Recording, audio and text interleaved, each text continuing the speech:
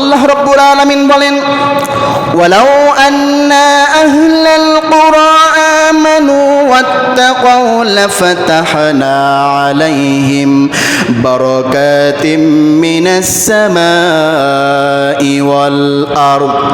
আল্লাহ রাব্বুল আলামিন বলেন, বান্দা তোমরা যদি আমি আল্লাহ রাব্বুল আলামিনের উপরে ঈমান আনো, যদি তাকওয়া অবলম্বন করতে পারো, যদি তোমরা সকল পাপ থেকে ফিরে আমি মহান রব আমার কাছে যদি সঠিকভাবে তোমরা চাইতে পারো, তাহলে আমি আল্লাহ রাব্বুল আলামিন তোমাদের বরকতের জন্য আসমান জমিনের সকল রহমতের দরজাগুলোকে খুলে দিব।